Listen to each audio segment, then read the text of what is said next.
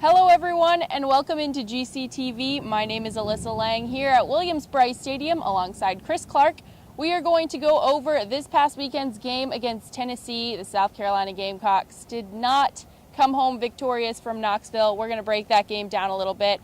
So Chris, to start us out, what were your standout players on this Gamecock team, whether it was positive or negative? Yeah, I think as far as the positives, South Carolina had a few players that, despite the loss, still performed very well. Mike Davis had another 100-yard game. Of course, as we say every week, it's the only week he's only gone 1 week without having a 100-yard rushing game. Certainly should have probably gotten the ball more in the second half, especially in the fourth quarter, but he had a great game. Jadeveon Clowney played very well, had his best game of the season, I thought. That was a highly anticipated matchup between him and Tiny Richardson, and whether he was going against Richardson or seeing doubles or single blocks by the tight ends or running backs, I think he had a great game, was very disruptive, particularly early on. Those were the two guys that stood out to me individually. Defensively, I think South Carolina's linebackers struggled a little bit.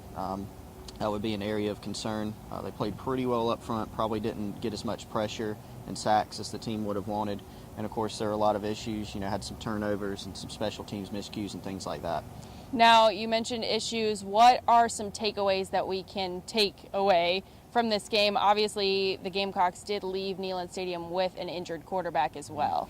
Yeah, I think that's a big concern going forward. The good news is Connor Shaw didn't tear any ligaments in his knee, but he does have a pretty serious sprain. I'm sure we'll find out more this week in terms of whether or not he'll be able to play this week, or if not, how long he will be going, how long he'll be out going forward.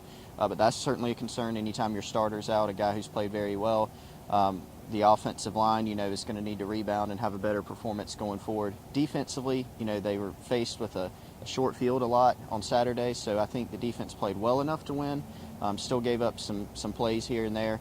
And then the offense, I think, was really just the biggest story. They just had a short field all day, or a long field on offense, and they just weren't able to put together enough consistency to be able to win. Now, a lot of people are talking about what happened at the very end of the game with the back-to-back timeouts. Give us a little insight on that. What exactly did happen? Well, Coach Spurrier explained it by just saying, he was thinking about going for it.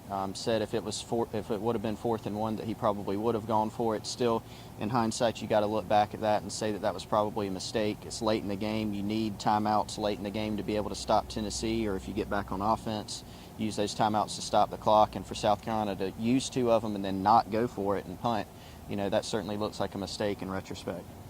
All right, well, that will do it for this episode of GCTV. Be sure to check out GamecockCentral.com for all your Gamecock athletic information, and we will see you next time.